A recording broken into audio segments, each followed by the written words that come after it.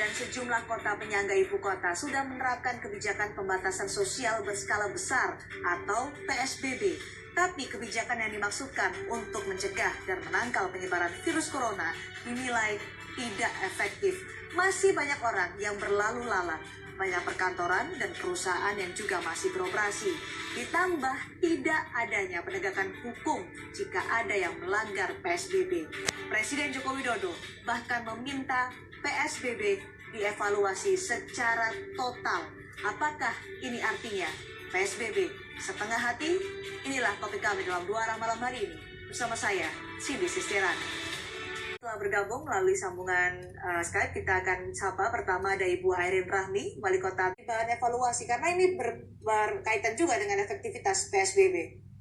Iya, kalau selama 3 hari ini kita evaluasi karena Sabtu Minggu memang sampai ke Pondok Ranji, apakah ada pergerakan yang signifikan? Kita bantu PT KAI untuk melakukan misalnya social dan physical distancing di stasiun kereta api karena memang PT KAI dan di Kementerian Perhubungan sudah memutuskan tidak ditutup. Nah, pada saat hari ini di evaluasi tadi saya tanya dari pihak kepolisian maupun juga di sub saya belum ada yang signifikan, hampir sama dengan hari-hari sebetulnya Mbak. Ini yang menjadi pertanyaan publik, kenapa ini tidak ada perubahan yang signifikan meskipun PSBB sudah diberlakukan di Kota Tangerang Selatan, orang masih berlalu lalang menuju ke Jakarta. Apakah ini tidak ada sosialisasi kepada masyarakat bahwa memang tidak diperbolehkan atau dilarang, dibatasi pergerakan ini?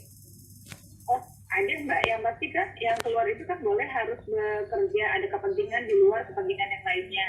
Dan bahkan kita sudah melakukan aktivitas dari tingkat RT dan RW. Tapi kan kembali karena mereka bekerja di Jakarta, perusahaannya belum meliburkan, mau tidak mau kan harus kerja Mbak. Tapi yang pasti kita ingatkan, kalau pakai motor nggak boleh boncengan, kalau naik mobil harus 50%, kalau mau pakai naik kereta api mau tidak mau berarti harus mengikuti protokol COVID-19 Mbak. Oke, jadi itu tapi karena maksud saya gini Mbak, dari kemarin itu ada dari Sabtu Minggu kan sepi. Nah hari Senin saya agak khawatir ini ada kenaikan Mbak, tapi ternyata sama saja Sabtu Minggu tidak seramai pada saat dulu sudah ada penurunan juga, ada tidak signifikan pada saat sebelum PSBB. Meskipun tidak signifikan tadi ya, Ibu juga menyatakan bahwa tapi ada pengurangan Mbak. Itu ya. Ada pergerakan orang dari Tangerang Selatan ke Jakarta karena tadi menurut Bu Airin adalah masih banyak orang yang bekerja di Jakarta, masih ada yang beroperasi perusahaan dan juga sektor ekonomi di Jakarta. Bagaimana dengan Tangerang Selatan?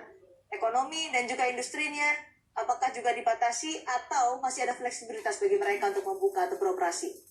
Ya, yang pasti kan di perwal kita mengacu kepada Pergub Banten. Pergub Banten juga hampir nggak jauh beda dengan DKI dan Jawa Barat pada saat itu. Jadi ada beberapa yang dikecualikan Mbak, termasuk misalnya untuk kebutuhan bahan pokok dan yang lain-lainnya. Ini pun juga terjadi sekarang banyak nih Mbak masuk perusahaan-perusahaan yang minta izin. Tapi sekali lagi Bu Airin untuk memutus mata rantai COVID-19. Ya, sebetulnya ada yang kita lakukan di wilayah Tangerang Selatan yang saya selalu berbagi menjadi contoh buat yang lainnya. Misalnya kan hanya levelnya Tangsel, 5 stasiun, ujungnya juga ada di Lebak, Mbak. Jadi hanya transit saja yang nggak mungkin saya membuat kebijakan sendiri tidak sesuai dengan kewenangan. Saya yakin kalau percaya dari Kementerian Perhubungan, PT KAI maupun juga dari unsur terkait akan memastikan yang terbaik karena nggak mungkin pemerintah pusat merugikan pemerintah. Baik, Bu Airin.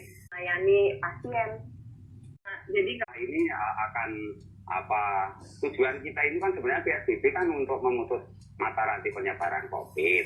Nah, kemudian dari adanya kebijakan KRL yang masih tetap berjalan gitu ya, masih beraktivitas, maka otomatis rencana kita untuk memutus mata rantai ini kan menjadi sulit karena karena sudah sejak lama ditengarai bahwa penyebaran COVID di KRL ini terutama dari Jakarta ke Bogor kan sudah disinyalir sejak lama memang itu menjadi sumber daripada penyebaran itu sendiri. Jadi menurut Pak Trubus harusnya KRL ini beroperasi atau dihentikan atau dibatasi secara maksimal, paling tidak jumlah keberangkatan dan juga penumpangnya.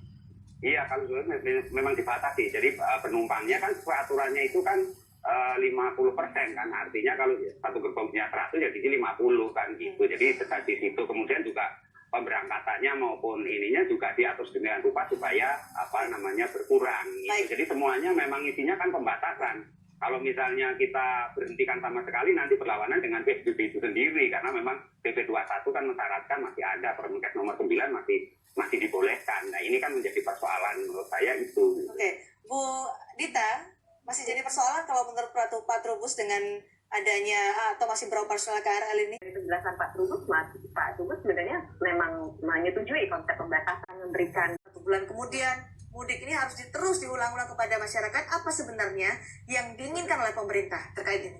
Karantina segala lah ini kan persoalannya kemudian karena itu situasi lebaran kan, bagaimana masyarakat harus mengawasi orang yang harus sedang dioptimalkan apa karantina. Pak Trubus supaya larangan mudik yang sekarang ini masih menjadi opsi bisa efektif didengar oleh masyarakat, mereka tidak akan berpindah atau pulang ke kampung halaman.